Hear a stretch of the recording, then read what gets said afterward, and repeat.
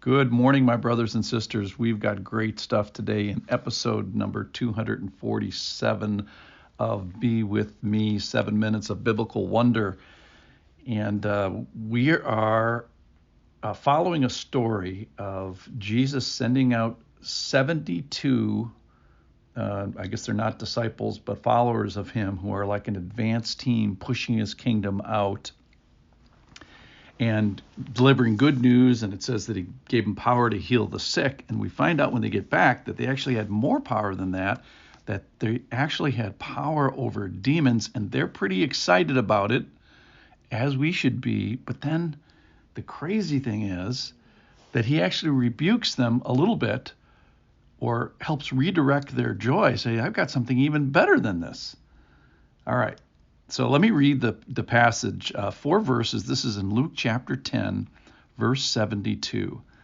The 72 returned with joy, saying, Lord, even the demons are subject to us in your name.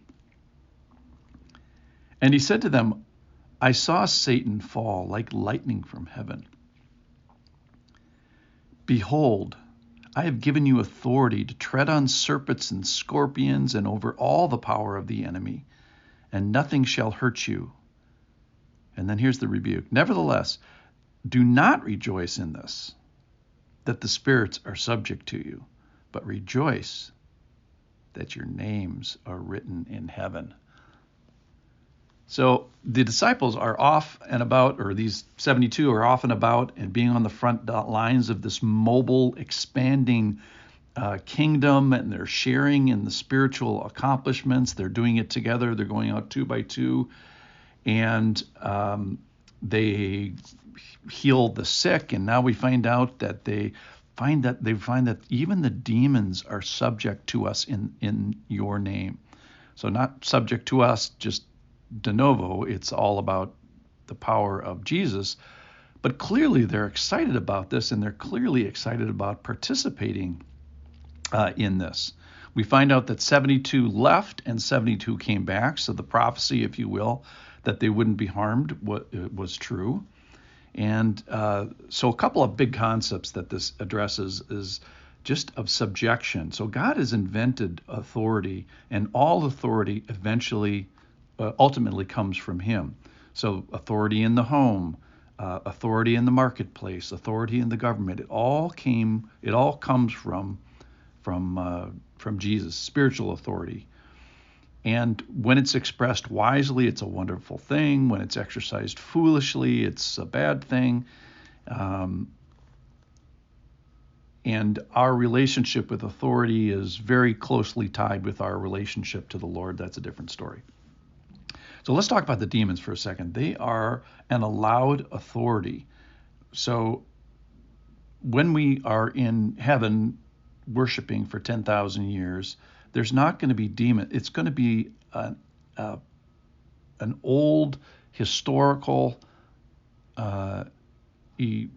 reality that demons would be in place, so to speak. They're going to be totally taken care of, conquered, vanquished, put away, whatever, punished.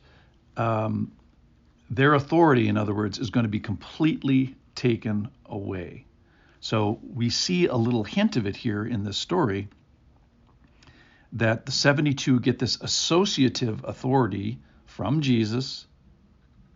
And then they take it and they put that authority on demons. And then Jesus says the serpents, scorpions, and all the power of the enemy.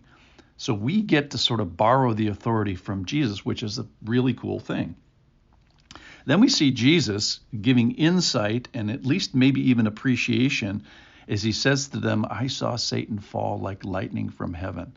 I don't know if he's saying, I'm proud of you guys for what you did. You're doing exactly the right thing. You're right on the right track. And here's what happened.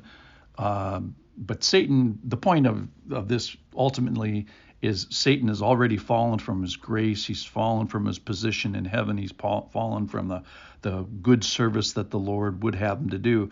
But he retained or got some bad guy authority that the Lord has allowed temporarily, And Jesus here is saying even that's going to fall, or has fallen, or is in the process of falling.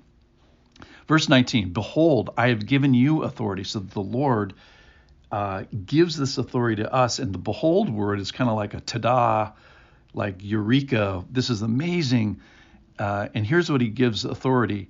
So you've seen the people that are the snake charmers and that sort of thing, the spiritual guys.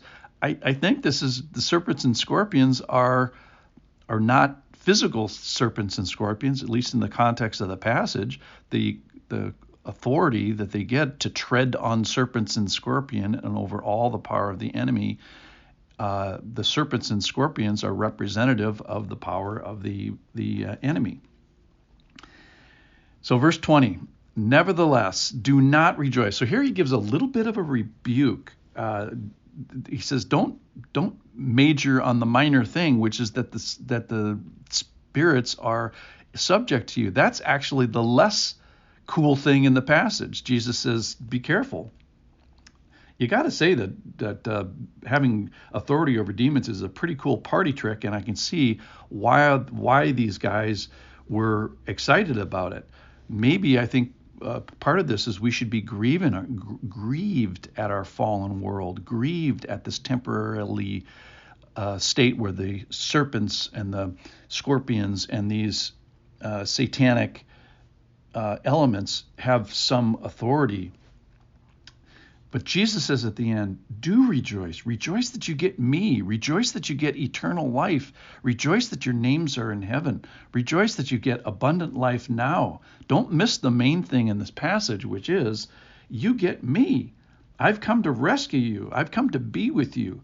I've come to give you my authority and my actions and my teaching and my sacrifice for your sin. I've come to give you abundant life, not just in the future, but I've come to give it now.